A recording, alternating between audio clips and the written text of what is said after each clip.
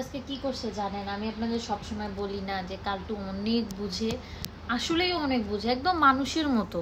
মানে ওরা মনে হয় ওদের আত্মাটা মানুষের আর শরীরটা বিড়ালের। কি হয়েছে, কালকের একটা ঘটনা শেয়ার করি। তো আমার রান্নাঘরে একটা কাঁচি থাকে কাটাকাটি করার জন্য, তো ওই কাঁচিটা আমি হচ্ছে ড্রয়িং রুমে নিয়ে আসছিলাম একটু কি যেন কাটার জন্য, কেটে আমি হচ্ছে টি টেবিলের মধ্যে রেখে দিই। তো টি টেবিলের মধ্যে কাঁচিটা রেখে আমি নিজেই ভুলে গেছি। তারপর যখন আমার লাগবে কাঁচিটা আমি খুঁজতেছি, তো আমি হচ্ছে সোফার দিকে খুঁজতেছি, তো আমি না ও ওইদিকে ঘুরে বেড়াচ্ছে, তো তো আমি জাস্ট দুষ্টামি করে বলছি, আমি কিন্তু সিরিয়াসলি বলিনি ওকে, ঠিক আছে? দুষ্টামি করে কালটুকে বলতেছি, কালটু আমার কাঁচিটা কি তুমি দেখছো?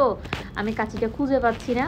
মানে জাস্ট এমনিতেই দুষ্টামি করে বলে আমি কিন্তু সোফার পাশে খুঁজতেছি, আর পিছন পাশে ছিল আমার হচ্ছে টি টেবিলটা, সেখানে হচ্ছে আমার কাঁচিটা ছিল।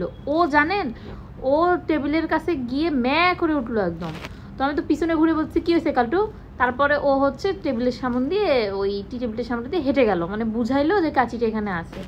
তাইলে দেখেন ও কত বুঝে।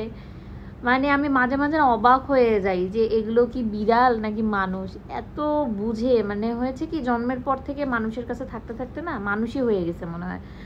আসল কথা হচ্ছে কি, ওরা কিন্তু সবই বুঝে, আমাদের মতো ওরাও সবই বুঝে, সবই বলে, কিন্তু ওদের ভাষা তো আমরা বুঝতে পারি না, ওরা তো ম্যামাও করেই বলে। আমি অবাক হয়ে গেছি, মানে আমি তো সবসময় বলি আপনাদেরকে যে ওদেরকে তো আমার বিড়াল মনে হয় না, মানুষ মনে হয়। আমি অবাক হয়ে গেছি। আমি এমনিতেই ফাজলামো করে বলছি ওকে, দুষ্টামি করে, যে কালটু আমি কেচিটা পাচ্ছি না, তুমি কি দেখছো? আমি তো আমার মতো খুঁজতেছি, কিন্তু ও টেবিলের ওখানে কাঁচিটা ছিল, ও টেবিলের ওখানে গিয়ে ম্যা বলে একটা, মানে মা বলে একটা ডাক দিয়ে ও আমাকে টেবিল দিয়ে হেঁটে চলে গেল ওই সাইডে। তো আমি যখন ওখানে দেখলাম ওখানে কাঁচিটা, দেখেন কি রকম বুঝে ওরা, একদম মানুষের বাচ্চার মতো, তাই না?